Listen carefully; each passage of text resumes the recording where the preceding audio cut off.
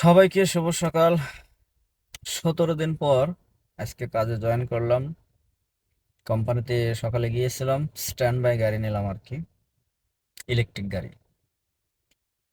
তো one kind of issue ছিল, so সেই কারণেই 14 দিন আইডি ব্লক ছিল এবং 3 দিন আমি এক্সট্রা এমনিতে বসেছিলাম। সো টোটাল 17 দিন।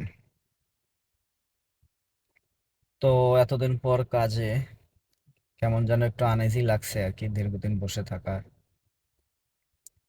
তবে একটা বিষয় অনেক খারাপই লাগে আর কি, যে প্রচুর পরিমাণে ড্রাইভার, বিশাল লম্বা লাইন হয়ে থাকে, কিউ হয়ে থাকে। তো গিয়ে অনেক ওয়েট করতে হয়। তবে একটু সকাল সকালে গিয়েছিলাম, ততটা ক্রাউডের মধ্যে পড়ি নাই আর কি। তো যাই হোক, কাজের উদ্দেশ্যে বের হয়ে গেলাম। এবং যেহেতু স্ট্যান্ড বাই গাড়ি, স্ট্যান্ড বাই গাড়িতে অনেক সমস্যা থাকে, যেমন সার্ভিস ডেটটা থাকে, এরপরে ডিভাইস থাকে না, চার্জও থাকে না। তো গাড়ি নিয়ে চার্জ দিলাম, ডিভাইস তো নেই। এরপরে সার্ভিস ডেটটাও দেখি যে আর 100 কিলোমিটার চালানো যাবে, এরপরে সার্ভিস দিতে হবে। তো সার্ভিসের জন্য এটাই, এটাকে আমি অ্যাভয়েড করবো খালি ভ্যালি, that's one, because that's not my own cars, stand by car, so that's the reason. So যতটুকু চালানো যায় চালিয়ে গাড়িটা জমা করে দেবো আর কি। তো আশেপাশে রাউন্ড লাগালাম, দেখলাম যে প্রচুর পরিমাণে ট্যাক্সি ড্রাইভাররা ওয়েট করছে, no have any kind of clients right now.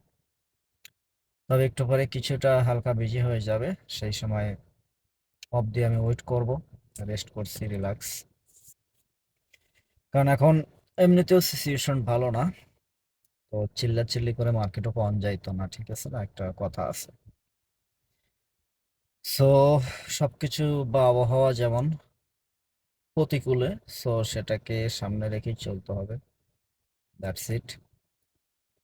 So দেখি এতদিন পর কাজে কি হয়, কেমন করতে পারি বা কেমন লাগে।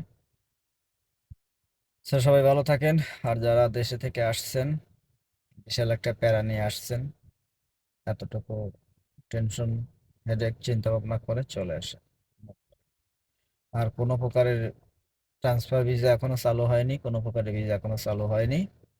অর্থাৎ হলো, কিছু কিছু ভিসা চালু আছে যেইগুলোতে আসলে ওয়ান কাইন্ড অফ ফাঁদ। ঠিক আছে, আশা করি বুঝতে পেরেছি।